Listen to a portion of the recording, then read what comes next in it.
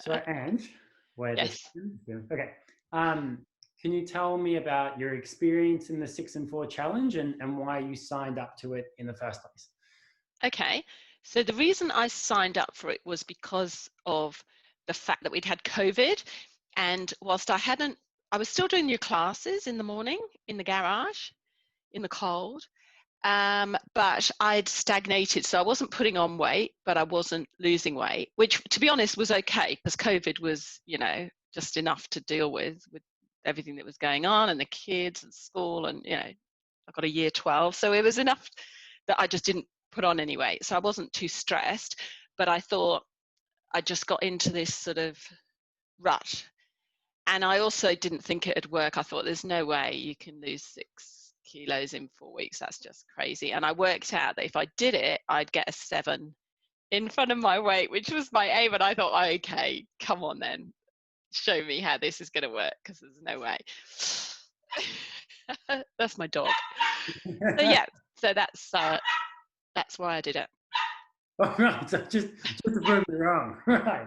Okay. Going to be talking. This is going to be footage I'll use Yeah. to then be like for people that are obviously have exactly the same opinion that you just displayed, Yeah. which is this is rubbish, and I got to make sure it's not a scam. Yeah.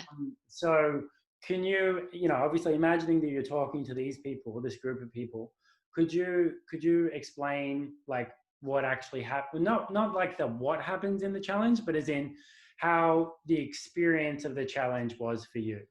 Okay. So the first thing, so I was skeptical, as I've said, 6 in 4 seemed to me a little bit one of those gimmick things where you're going to be eating nothing, you're not going to be able to function, it's just non-sustainable, and as soon as you stop, you're going to put it all back on. But what I found was that it was actually really structured and I needed to eat and I was eating good food and do you know what I mean? I wasn't doing stupid things and I wasn't cutting out proper food. And so I was still like, really? After the first week. And I had an interesting set because it's the first week I lost heaps. Then I lost like 0.6. Then I lost a lot. And then I went 0.6.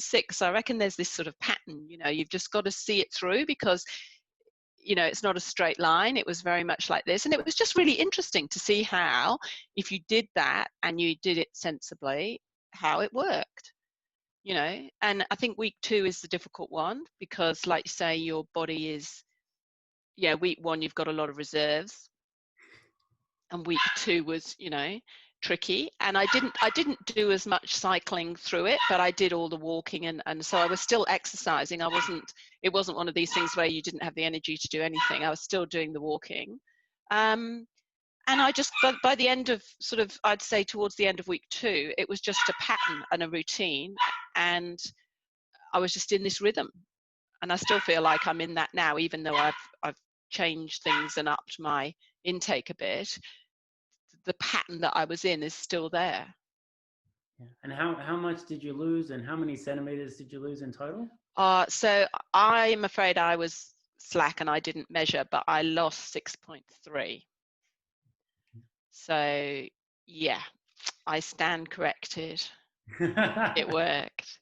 And I don't feel like I was deprived or in any way I wasn't doing gimmicky things, like all these strange diets that you read, I'll lose 10 kilos in, whatever. So yeah, I was suitably, impressed that it was working.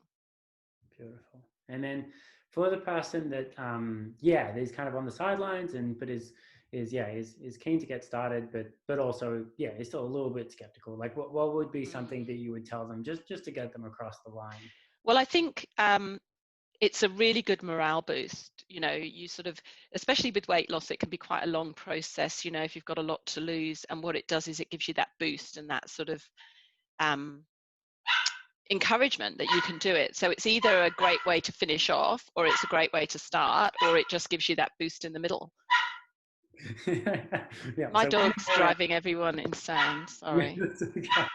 makes it more real, you know. It's like, this is definitely a real person. It's a pup in the It's background. COVID. She gets jealous when I talk to anyone else. It was okay.